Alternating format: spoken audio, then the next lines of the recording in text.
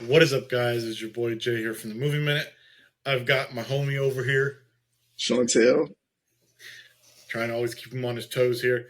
We are here to do a review for Sinners, the original Ryan Coogler movie that has come out this weekend and gotten not only top tier reviews, it's got a 5 out of 5 on Post Track, which is like a aggregated website for doing these type of movies like exit reviews and things like that.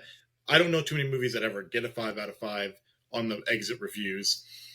Unfortunately, I do think at this point in time, it is still going to lose. It's not going to get first place this weekend because of Minecraft movie.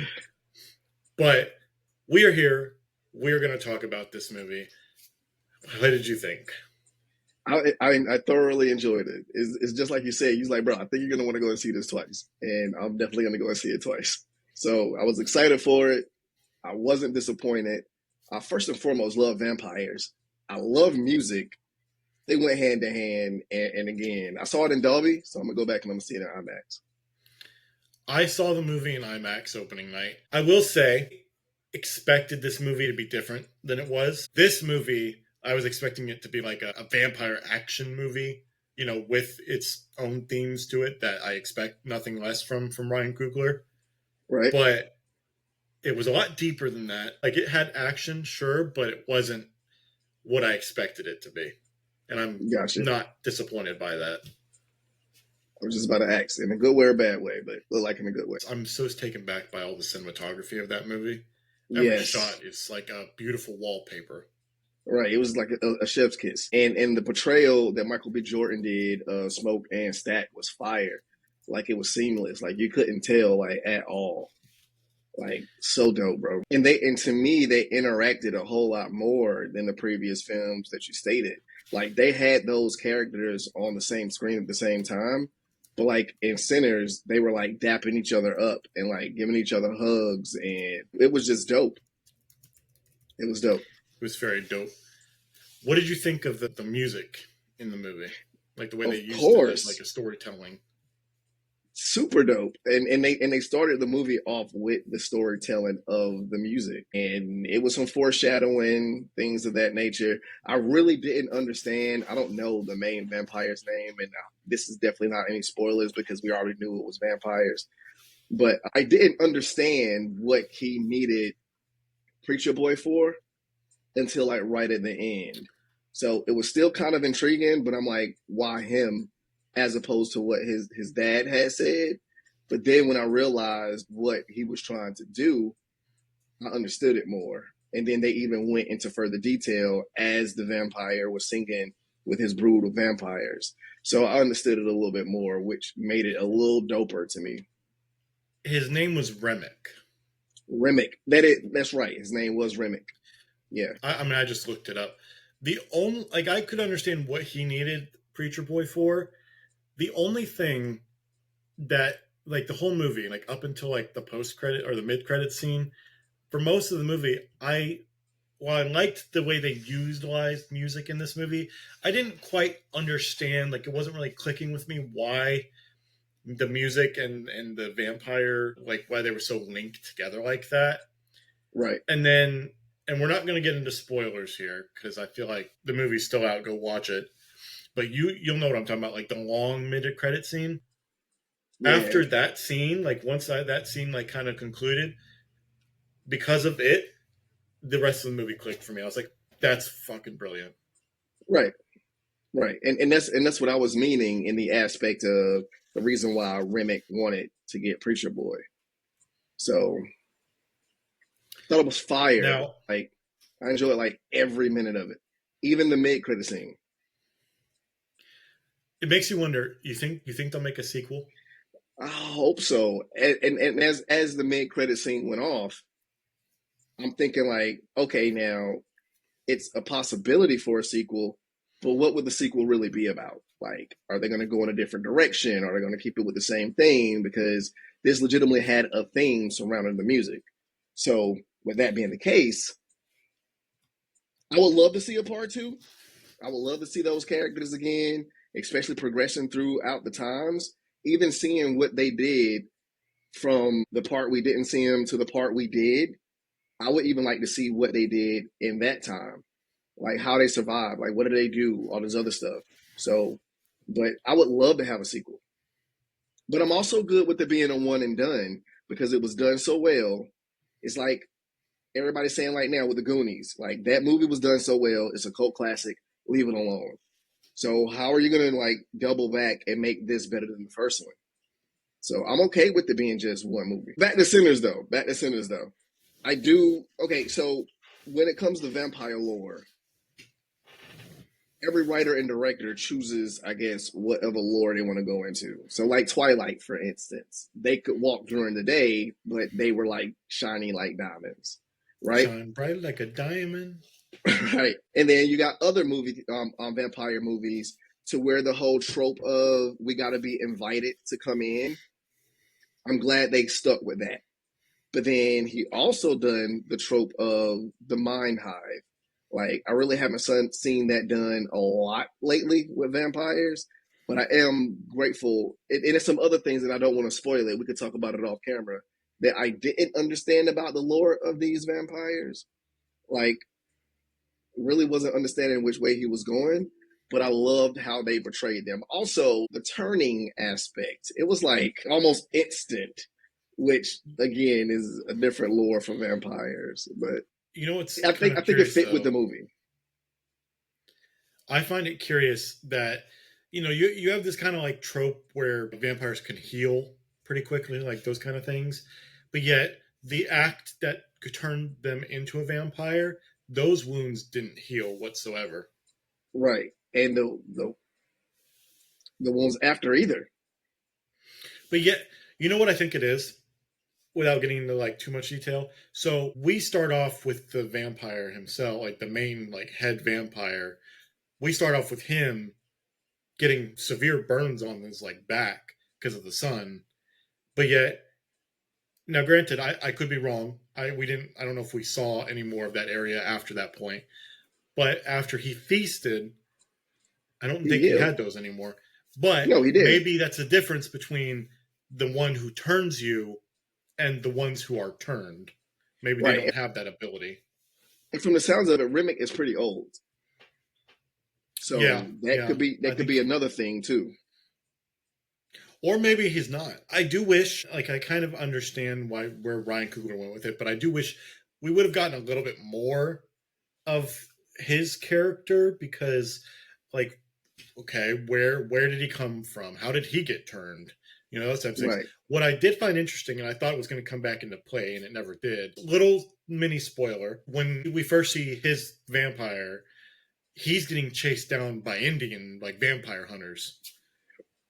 I was gonna say that too. Like, what happened to them? Like, even oh my god, this is gonna turn into spoilers. So again, we could talk about it off camera. But all in all, I just wondered where they were. Like, were you not willing to help the black people, but like you were like there to actually get him, but now he's out and about, and I'm pretty sure you can sense this or whatever the case may be. But I was expecting them to show back up, and they did.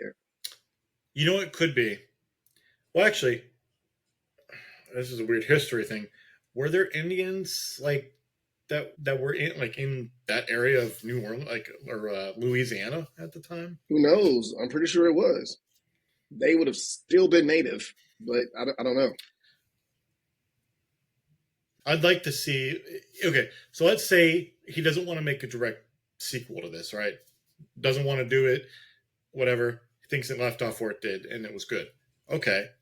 How about we go get a different director, but the story is written by Ryan Coogler, maybe someone who like because he directed this and it's a lot of cultural around like black people and stuff. Let's get one that's like an Indian or a Native American director or someone with lineage who has the history of that, and then follow the vampire hunters in that, or maybe they're monster hunters. Who knows? We could see like werewolves instead or something. Right. Yeah, that would be That'd dope. be Like a cool. little spinoff. Right. Like we won't make a sequel to that, but we will open that world up a little bit more for a different culture, a doorway for another Right. culture. Now I don't know if But music would building work upon the then though. universe. Yeah. Yeah, but it could though because they have a lot of like lineage with music and chants and dances. So that would be actually fire too. I do want to ask you a question and see if maybe you can, because while I said I got the whole music thing of the movie, I feel like you probably might have had a better understanding of it than me. Maybe walk me through it a little. You mean in the part where Preacher Boy started singing and then the sequence happened after that? No, no, like I got that sequence. It was Oh, because they okay. said music was the gateway to, like, the souls of the past, present, and those were all people who in their time were to what he is currently doing to Right, open right. that kind of thing. What I don't fully understand is what the vampires have to do with it. Why they're And that's so attracted to that. and that was my point. It wasn't necessarily that he was attracted to that. It was just, and that's why I feel like Remick is old. It's he's been going for so long, and more or less, again, I don't know if it's gonna spoil anything if I explain it to you. Like he wanted what Preacher Boy had, which was stories and songs. That's the reason why, like, at first I was confused when he walked up with the two other people and he was like, "We're gonna sing," and then they sung the song. But then if you remember what that song was, he stole that song from someone else by biting them. So that's why I didn't really understand the connection between him and Preacher Boy until he said what he said. And I was like, also, that's the reason why he want him. He want all those stories. He want all those songs. And that's what the whole basis of the movie is that the songs is your lineage. It's connected to your roots. And he wanted that information and he wanted that knowledge. And that's why he said to about Bo, like, I already know everything about him just by doing what I did. So that's the reason why he wanted Preacher Boy and those songs. I'm gonna make a joke and then I'm gonna get into a different point. So basically, what you're saying is that the white man is these record labels preying on the people who actually have talent. Appropriation, yes. The real quote or point I was going to make was I thought while watching it that the vampires in general, since they don't have a soul basically anymore, because that's how they live forever in most mythologies, he wanted to basically take him because he could see, could open up like where he could see people that he used to know before he became a vampire type of thing or something like that. I don't know. Possibly. I mean, they could definitely be there. Also, I feel like blues had something to do with it, like being the devil's music. Right, right, right. Again, right. Same thing. It was just that portion. And that's what Remick wanted. I will tell you one thing. I don't know if I'll go see this again in theaters because I did love it. I just there's so much coming out in the next couple weeks. I don't know if I have time to go watch this again. However, I'm telling you right now, I'm telling the audience here that when this comes out on 4K Blu-ray, because I will be getting it, my ass is going to sit down and I'm going to listen to the director's commentary to see if I can get any Yes, better insight into this movie from Ryan Coogler. yes. But I'm going to give people, you want original movies, you complain about there not being original movies coming out to theaters. This is an original movie. Get your ass off of your couch, stop being a potato, and go watch this movie in the theaters in IMAX or Dolby, whatever you do have. Preferably IMAX, but if you don't have it, the best premium format you can watch this in. Maybe not 4DX. I don't know if that would really work for this. Nah. Something with good sound to it. And check the subplot. Make sure you check the subplot. The subplot was even fire. We'll talk about The that part. off the camera. All right, yeah, for sure. I'm gonna be honest with you here. I don't know if I've done one yet this year. This movie is getting a 5 out of 5 from me. Let's go. Let's go. I was definitely gonna give it a 5 out of 5. 5 out of 5 bites. 5 out of 5 Michael B. Jordans. Oh my God! Speaking of which, have nothing to do with the movie, But when we were leaving the theater, now I don't have to put any race into this, but two women was walking in front of us, and they stopped by the Sinners poster, and the lady was like, "Can we just stop and just look at Michael B. Jordan?" Like, oh my god, like, I just bust out laughing, and they didn't know we were behind them, and then we all just bust out laughing. Everybody loved Michael B. Jordan, bro.